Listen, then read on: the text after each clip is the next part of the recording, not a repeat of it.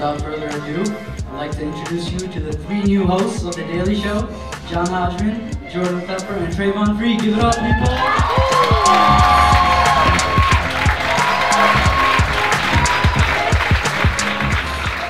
How long have we been here? Like 3 hours? I think I've been in New Jersey today longer than Chris Christie has all month.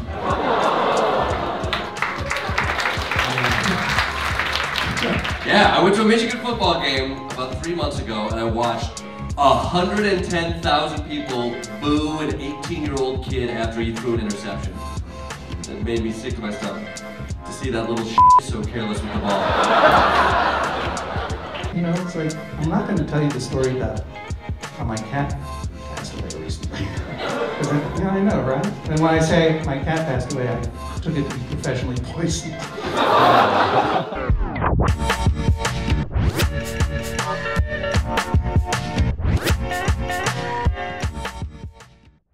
Did you guys all start off doing political satire? Did you find? Where are you from? You can't just drop that accent on us and expect us to. Speak from a guy, friend. Where you have an accent? All right, King. I don't have an accent. Well, I guess. What is happening? Wait. Hold on. Stop the presses. What was the question again? Did you start off doing political satire? No. To all of you, of course. So did you find yourself having to like just put it out there for the unwashed masses, as they say? I was a fan of The Daily Show for years before the very unlikely event of my being on The Daily Show occurred. I had written a book of fake trivia, which was profoundly unpolitical and pure absurdist humor.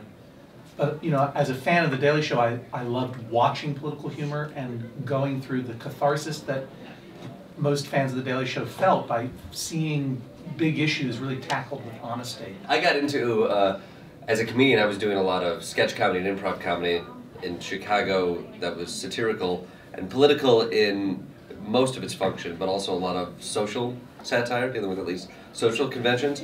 So a fan also of The Daily Show before getting involved with it, but kind of in the comedic realm, dealt with many topics, not specifically politics. I think what is great about this show is you're able to, you kind of get thrown right into the ring with it all, and so you take any perspectives or things that you learned at that point, and then you heighten it because you're surrounded by it so much.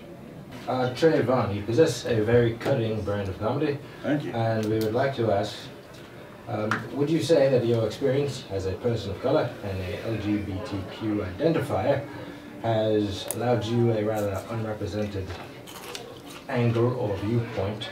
I'll take this one, Trey. To criticize and thereby satirize society?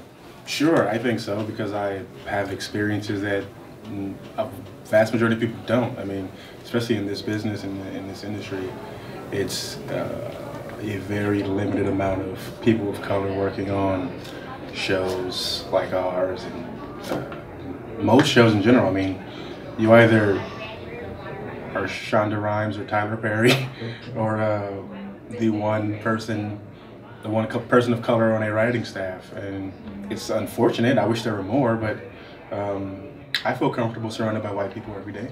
You guys are cool. Hey, thanks. Yes. You guys are good people. What's your name again? You Jimmy. work on the show when you're shooting? I'm security. I just submit jokes every once in a while. Come on, where are you from? Well, I'm from New Jersey.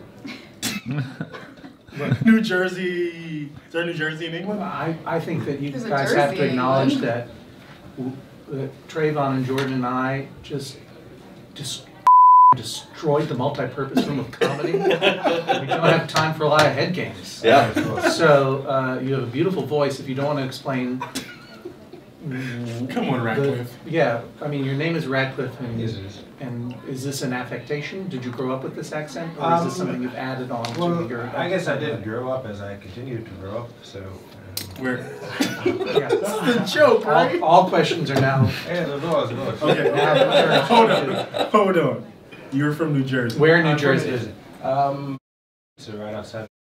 Okay. And where are your parents from? My parents are from Jamaica. See, you buried the lead. Yeah, they emigrated here, and so my dad was a stockbroker. I think he took on like a sort of transatlantic sort of accent. Yeah. And I set about imitating him. Fantastic. Yeah, you did a good job, man. You can be my boss. Whatever I love that. I'm ready to serve. What happens when you drop that on a lady? What happens? Everything. Well, I usually combined with a appreciable show of wit. Oh, yes. Well done. Well done. Oh, you can't argue with that, man. You cannot argue with that.